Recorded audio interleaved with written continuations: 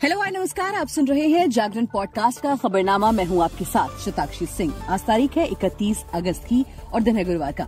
चलिए आपको बताते हैं आज दिन भर की तमाम बड़ी खबरें। बुलेटिन में सबसे पहले शुरुआत करेंगे हेडलाइंस के साथ। केंद्र ने 18 से 22 सितंबर तक संसद का विशेष सत्र बुलाया। 5 बैठकें होंगी, शिवसेना बोली गणेश चतुर्थी के बीच सेशन बुलाना हिंदू भावनाओं का अपमान। मुंबई में इंडिया की तीसरी बैठक, 28 दल आएंगे। कन्वीनर और सीट शेयरिंग पर चर्चा हो सकती है। 8 बजे उद्धव डिनर होस्ट करेंगे। सुप्रीम कोर्ट के नाम पर बनी फर्जी वेबसाइट, कोर्ट ने सर्कुलर जारी कर कहा इस यूआरएल पर पर्सनल इन्फॉर्मेशन शेयर न करें। केंद्र बोला जम्मू कश्मीर को राज्य बनाने की तारीख नहीं बता सकते। सुप्रीम कोर्ट में कहा विधानसभा चुनाव कभी भी कराने को तैयार। भारत का दौरा टाल सकते हैं चीनी राष्ट्रपति। G20 समिट में पीएम ली कियांग शामिल होंगे। जापानी पीएम ने खाई फुकुशिमा की मछली, कहा यह सुरक्षित और स्वादिष्ट। रेडियो एक्टिव पानी के डर से चीन ने लगाई सी फूड इम्पोर्ट पर पाबंदी। नई रिपोर्ट के बाद अडानी के 9 शेयरों में गिरावट, शेयर बाजार में हेराफेरी का आरोप। कंपनी ने कहा यह बदनाम करने की साजिश। आईआईटी दिल्ली में design thinking and innovation program के लिए आवेदन शुरू, 18 सितंबर तक करें अप्लाई। जवान का ट्रेलर रिलीज, शाहरुख बोले चाहिए तो आलिया भट्ट। बाप बेटे मिलकर लेंगे खूंखार विलन, बने विजय सेतुपति से बदला। एशिया कप में श्रीलंका वर्सेज बांग्लादेश मैच में बांग्लादेश की आधी टीम पवेलियन लौटी। मुफ्शिकुर 13 रन बनाकर आउट हुए। अब खबरें विस्तार से। केंद्र सरकार ने 18 सितंबर से 22 सितंबर तक संसद का विशेष सत्र बुलाया है। इसमें कुल 5 बैठकें होंगी। केंद्रीय संसदीय कार्य मंत्री प्रहलाद जोशी ने गुरुवार को सोशल मीडिया पर बताया कि अमृतकाल के इस बीच संसद में सार्थक चर्चा और बहस का इंतजार कर रहा हूं। इससे पहले संसद का मानसून सत्र 20 जुलाई से शुरू होकर 11 अगस्त तक चला था। मणिपुर हिंसा को लेकर विपक्ष के विरोध के बाद कई बार सत्र बिना कामकाज के स्थगित करना पड़ा। इस सत्र में विपक्ष सरकार के खिलाफ अविश्वास प्रस्ताव भी लाया, जो गिर गया।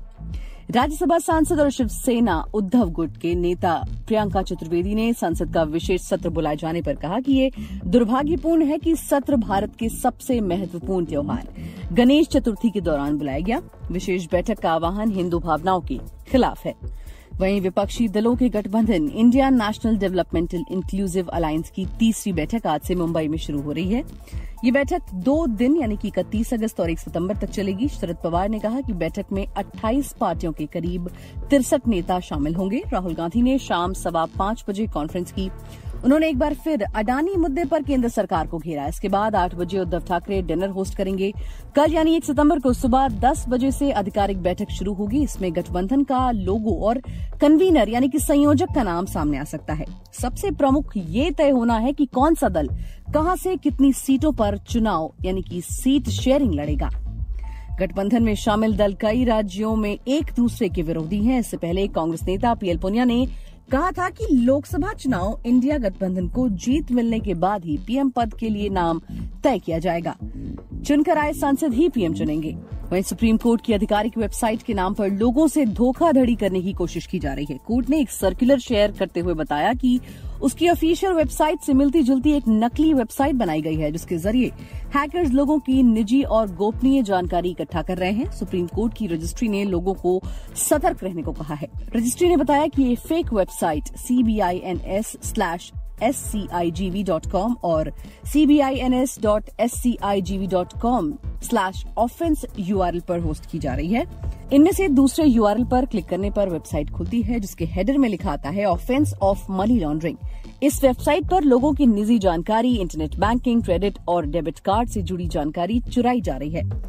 कोर्ट के मुताबिक ऑफिशियल वेबसाइट जैसी दिखने वाली इस साइट पर जानकारी भरने के लिए कई बॉक्स हैं, जिनमें बैंक का नाम, phone number, permanent account number, online banking user ID, login password और कार्ड का पासवर्ड तक शामिल है। कोर्ट ने अपनी एडवाइजरी में कहा कि इन वेबसाइट पर जाने वाले यूजर्स को हमारी सख्त हिदायत है कि अपनी निजी और गोपनीय जानकारी शेयर न करें। इस जानकारी को अपराधी चुरा सकते हैं। इस बात को हमेशा ध्यान रखें कि सुप्रीम कोर्ट की रजिस्ट्री आपसे कभी पर्सनल, फाइनेंशियल या कोई और गोपनीय जानकारी नहीं मांगेगी।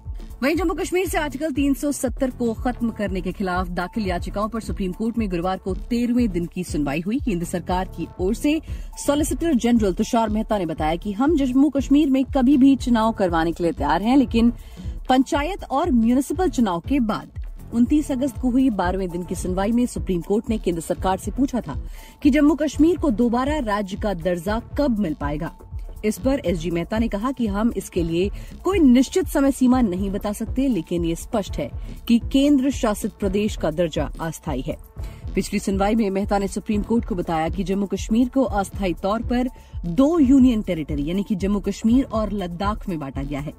लद्दाख केंद्र शासित प्रदेश ही रहेगा, लेकिन जम्मू कश्मीर को जल्द फिर से राज्य बना दिया जाएगा। वो गुरुवार को इस बारे में पॉजिटिव स्टेटमेंट देंगे।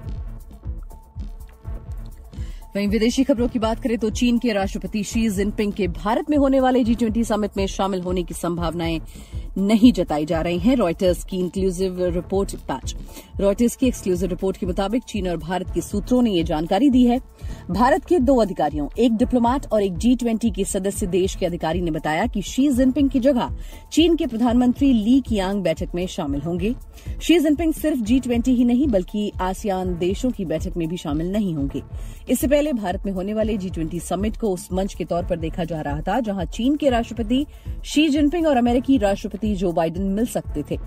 चीन में मौजूद 2 अधिकारियों ने रॉयटर्स को बताया कि अभी उन वजहों का पता नहीं चल पाया है जिसकी वजह से शी जिनपिंग भारत नहीं आ रहे हैं।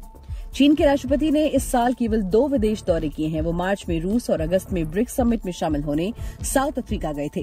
वो 2 दिन के लिए मार्च में रूस और 3 दिन के लिए अगस्त में साउथ अफ्रीका में रुके थे। वहीं जापान फुकुशिमा के न्यूक्लियर पावर प्लांट में 12 साल से जमा रेडियो एक्टिव पानी छोड़ना शुरू कर चुका है। इस पर चीन और हांगकांग ने फुकुशिमा की सी फूड को असुरक्षित बताते हुए उस पर पाबंदियां लगा दी हैं। इसका जवाब देते हुए जापान के प्रधानमंत्री फूमियो किशिदा ने बुधवार को फुकुशिमा की मछली खाई।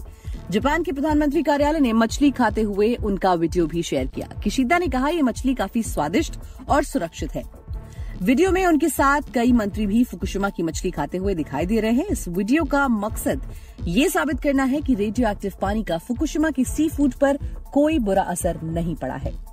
वहीं अडानी ग्रुप पर गुरुवार को एक और विदेशी रिपोर्ट सामने आने के बाद कंपनी के 10 शेयर में से 9 में गिरावट देखने को मिली।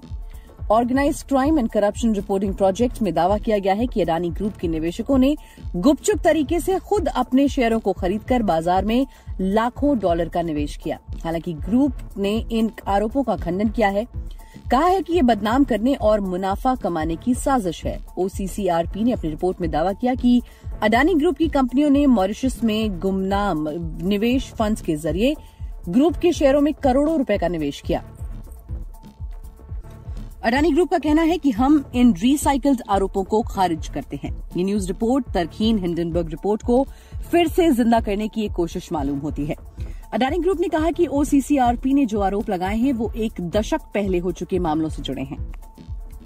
वहीं भारतीय प्रौद्योगिकी संस्थान दिल्ली यानी कि IIT दिल्ली ने design thinking and innovation certificate के लिए आवेदन मांगे हैं।